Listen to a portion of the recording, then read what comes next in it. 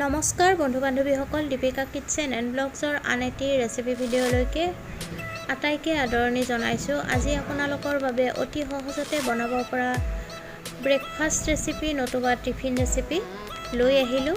আশা কৰোঁ আপোনালোকে ৰেচিপিটো চাই ভাল পাব, আৰু যদি ভাল পায় তেতিয়াহ'লে ভিডিঅ'টোত লাইক, কমেণ্ট, শ্বেয়াৰ আৰু চেনেলটো ছাবস্ক্ৰাইব কৰি ল'ব।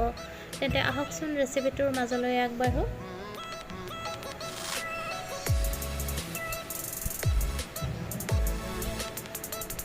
এটা বাটিত আটা লৈ ল'ব আৰু আটাখিনি নিমখ, তেল আৰু জোখমতে পানী দি ভালকৈ মঠি ল'ব।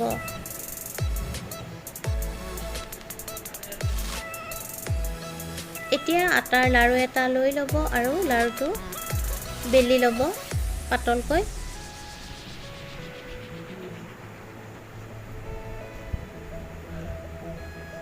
এতিয়া পেন এখন গৰম কৰি ল'ব আৰু গৰম হ'লে তাত ৰিফাইন অইল দি দিব আৰু তেলখিনি গৰম হ'লে বনাই লোৱা ৰুটিখন অলপ ভাজি ল'ব লাগিব।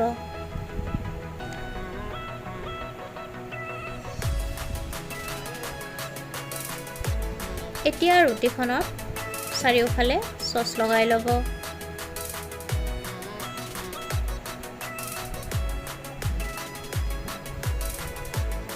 এতিয়া সমাজত কাটি লোৱা ভেজিটেবল দি দিব। মই তিয়ঁহ, গাজৰ আৰু পিঁয়াজ ব্যৱহাৰ কৰিছোঁ। আপোনালোকৰ ঘৰত যি ভেজিটেবল থাকে তাকেই ল'ব পাৰিব।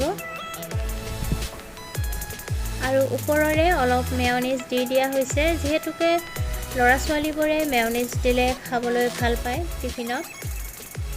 আৰু তাৰ ওপৰত অলপমান চাট মছলা আৰু জালুকৰ গুড়ি সামান্য ছটিয়াই দিয়া হৈছে। তাৰপিছত বন্ধ কৰি ল'ব, আৰু বন্ধ কৰি লোৱা হ'লে টিচু পেপাৰেৰে মেৰিয়াই দিব।